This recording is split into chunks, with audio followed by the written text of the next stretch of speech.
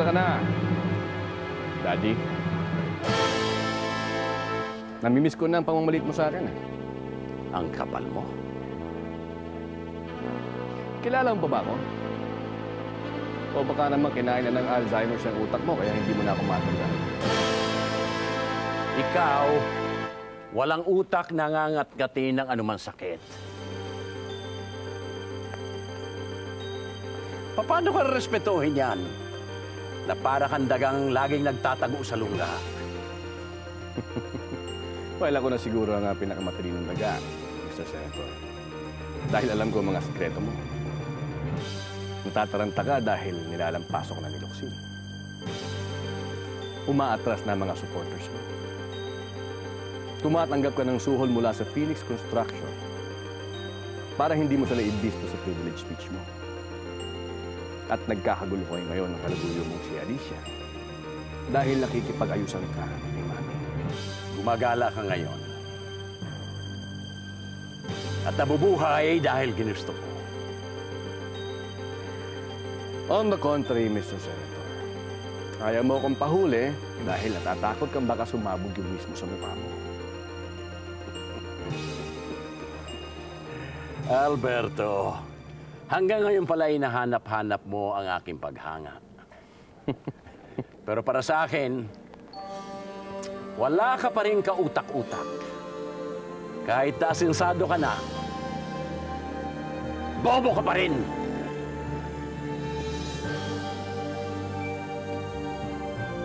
Huwag mong ipagbuyo ang kay Mami na ipagsakaw. Mas malakas na ako ngayon sa'yo. Laos ka na. At wala ka ng puwersa. At tsitsakin ko sa'yo na kapag bumagsak ka, hindi ka na babangon. Makikipag-ayos kayo kay Daddy pagkatapos akong isasakripisyo nyo. Patayan na lang tayo. Alberto, where'd you get that idea? Wala sa atin ang kakalas.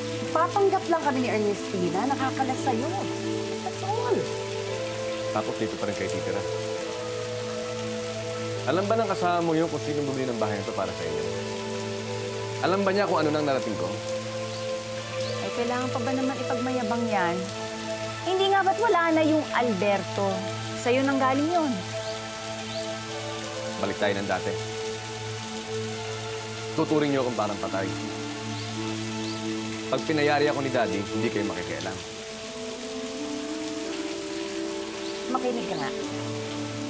Uutakan namin si Leandro. Hanggang sa makuha na namin yung ibang properties niya at ma-release na yung 500 million na binanggit niya. Pinatatahimik lang kayo ni Daddy. Gusto niyo lang lumakas ang laban niya kay Locsin. O eh, bakit? Pag nanalo si Daddy, panalo tayong lahat. Ernestina, kayo lang. Ipabubura niyang criminal record niya pag nanalo siya. Yun ang kasunduan namin. Pumapasok pa rin kayo sa pagkakas. Wala nang patibong si Daddy. Nasa atin na ang lahat ng alas.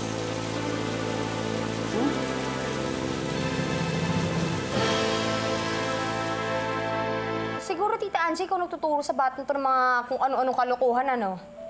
Rosa Camila, wag ka nga nagsasalita sa akin ng ganyan. Ba't tututuruan ng masama itong bata? Eh, halos apo ko na yan. Sino pa kayo magtuturo na kasinungalingan dyan? Eh, bakit ka sa akin nakatingin? Charlie, don't lie, ha? Lying is bad, okay? I'm not lying naman, Mommy. Ay, nako, enough of that. Huwag niyo tinuturuan magsinungaling ang bata, ah. Charlie! Bakit ba? What did you tell your mommy ba? Sabi ni Daddy, she loves Mommy po. Who, Daddy? Daddy Carlito. Yeah? Eh? Quiet, quiet. The Senator is requesting for a moratorium on press statements habang inaayos pa ang kasundo nito. Hindi naman pwede yun. Paano kung hindi matuloy ang kasunduan? Isang buwan lang naman ang hinihingi ni Senator na tumigil muna kayo sa pagbibigay ng press statement. pinapatigil niya kami habang siya gumagawa ng paraan para sirain kami. Ladies, I think there is a need for trust on both sides para patuloy ang kasunduan ito. Si Leandro may kailangan ng kasunduan ito. Meron pa kami isang demand. Yes? Kailangan tanggalin ni Daddy si Rosa Camila sa kanyang staff.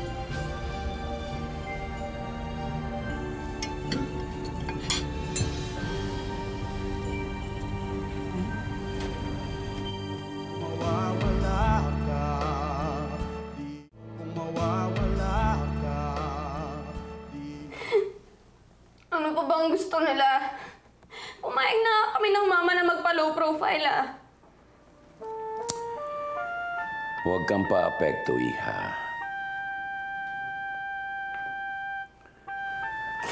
Dad, sumusobra na sila eh.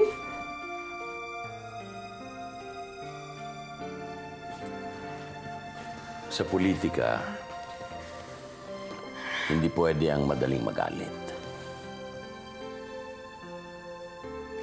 Dad, bakit kayo pumapayag na hawakan tayo sa leg ng Tita Iluminada? Hindi. Ang ginagawa ko, iha, isang hakbang paatras, pero 2 hakbang paabante. Kaya huwag kang paapekto. Basta asikasuhin mo ang dapat asikasuhin.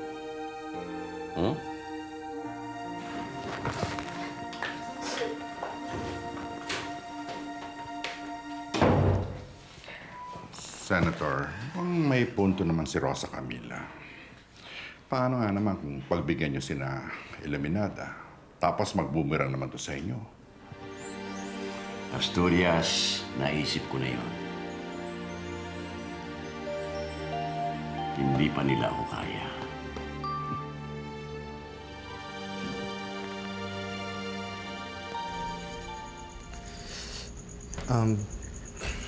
Matagal pa ba yung daddy mo? Siguro pakasabi na lang sa kanya na dumaan ako. Kasi ngayon niya ako pinapunta eh. Pasensya ka na. Magulo kasing isip ni Daddy. Siya nga pala. Meron ka bang ideya kung bakit ako pinapunta rito? Wala naman siya nabanggit. Siguro, gusto niya lang malaman kung pwede kang tumulong sa kampanya. Pwede ka ba? Baka magalit yung miss ko eh. Kasi ayaw niya na meron kaming kakampihan sa parating na eleksyon. It's just a job. Babayaran ka naman eh. Kaya mo, pag-uusapan muna namin ang miss ko. Alam mo, huwag mong patagalin. Hindi daw tama ang pinag-iintay ng ibang tao.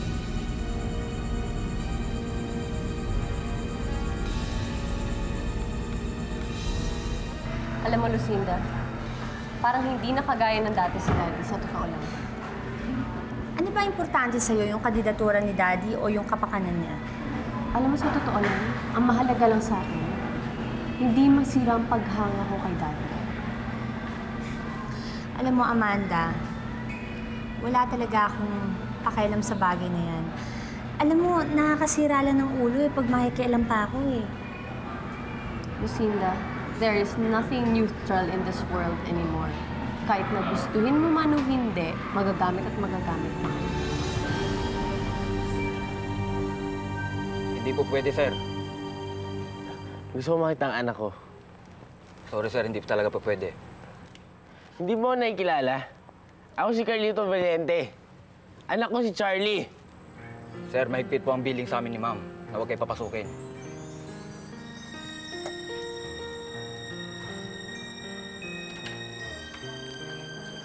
Humihingi daw kayo ng 20% commission sa Pacific Telecom. What are you talking about? Bakit, Dad? Totoo ba yun o hindi? Hindi. Kung hindi totoo, bakit lumalapit sa akin ang taong? Rosa Camila, pakanalang yun ang mga kalabang ko. Pacific Telecom is an independent company. Nagbigay ng pangalan. Bakit, Dad? Totoo bang lumalapit sa inyo ang kumpanyang yun? Kung hindi pa sapat ang sagot ko sa iyo, huwag ka nang makialam. Bakit, Dad? Kurap nga ba kayo? Umalis ka nga sa harap ko! Totoo ba binibintang nila sa inyo? Umalis ka dito!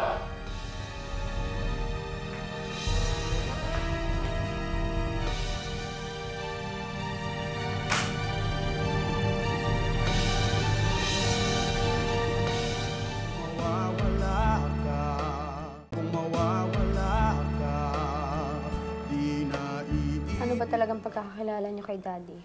Anak, huwag mong pagdudahan ng daddy mo. Yan na siyang pagtakpan. Handa naman ako tanggapin.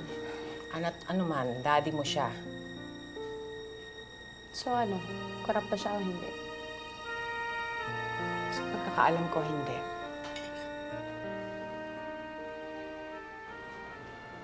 Televised debate. Ang lakas naman ng loob ng Locsin niya na maghamon. Dito lalabas ang kamangmangan niya sa debate. Kumuha na nga raw si Locsin ng speech expert. Dapat lang. He needs it badly. Excuse me, Dad? Yes. Can I have a word with you, please? Sure.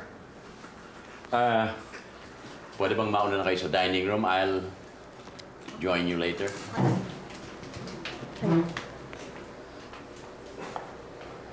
What is it?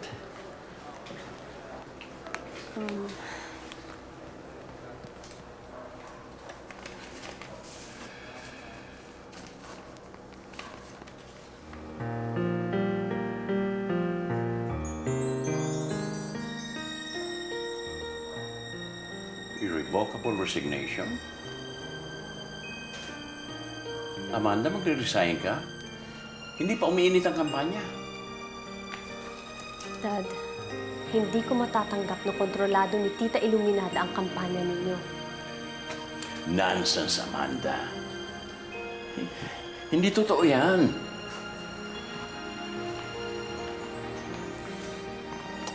I'm sorry, Dad. Good luck. Goodbye.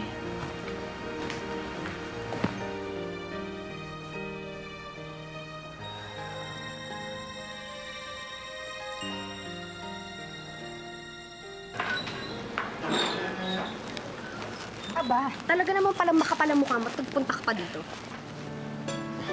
Hindi ka naman matino kausap eh. Bakit ikaw matino? Ang usapan natin, linggo-linggo pwedeng dala ko si Charlie. Eh, kanina lang nagpunta ako doon sa bahay, hindi ako pinapasok eh. Kung pupunta ka lang sa bahay para lasunin ang isip ng bata, kahit kailan mo ka na magpakita. Kaya, ano lasunin? Ikaw ang sumagot ang tanong mo. Wala akong sinasabi sa bata ah. Lalo mo lang sinasaktan ng gusto ka dito. Umalis ka na. Bumalik ka na sa pamilya mo at kahit kailan, huwag mong guguluhin ang buhay ko.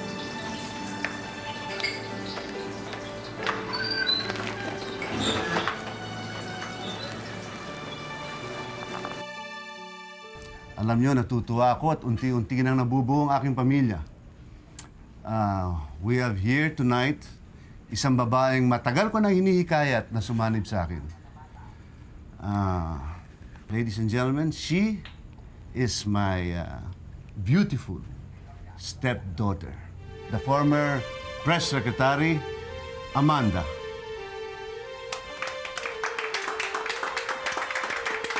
Thank you. I'm honored to be here. She will be acting as my campaign manager. A toast. To the winner. Cheers. Good evening to everybody and welcome. Welcome to the first of the series of debates between two rivals for the highest position of the land.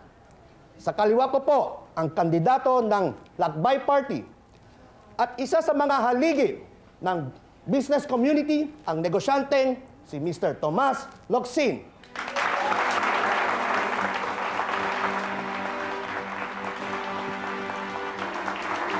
Kasama ni Mr. Locsin ang kanyang pamilya, si Mrs. Cesarina Locsin.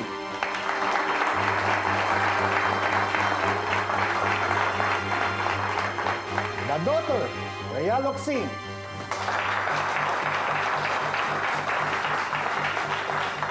And the stepdaughter who also is the campaign manager, Miss Amanda Montemayor.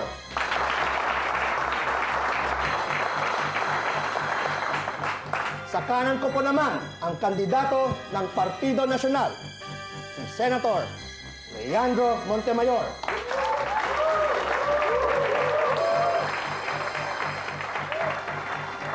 With the Senator is his family, Mrs. Iluminada Montemayor and daughter Ernestina.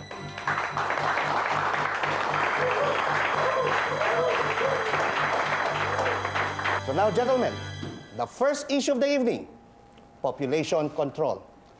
Are you for or against population control? Mr. Locsin. I am for responsible parenthood. Naniniwala ako sa spacing. We have to enlighten married couples. Dapat malaman nila na pinaplano ang kanilang magiging anak. Pero hindi sa paggamit ng artificial contraception. Senator Montemayor. Well, obviously, hindi ako naniniwala sa family planning.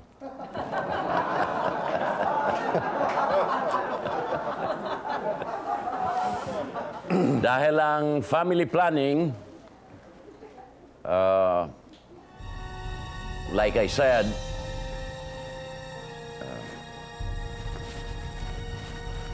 what is the question again?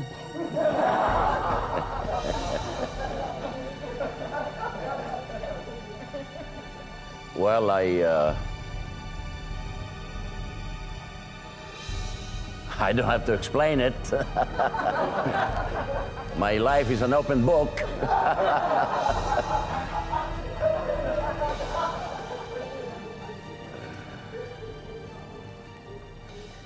I don't think nahalata ng tao. Nahalata ba nila? No, Senator. You were able to turn it around. I think you were marvelous. Hindi nahalata ng tao. At nilampaso ko pa siya sa ibang issue. That's for sure. That looks his ass. Leandro, pwede ka ba namin makausap? Sure, Asturias. Of course. Excuse me? Thank you. Sit down, sweetheart. Coffee? No, thanks. Coffee? Yeah? Oh! Nakita mo bang mukha ni Tomas Locsin nang maupo sa panig ko sa Iluminada? Bumagsak ang baba. Akala ko aabot sa sahig. Akala niya.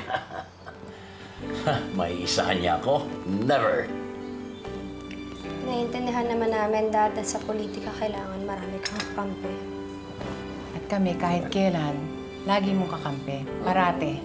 Thank you. Pero mas gusto sana namin na maging madali yung pangangampanya niyo.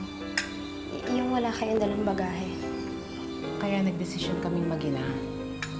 Naalis na kami at hihiwalay sa'yo.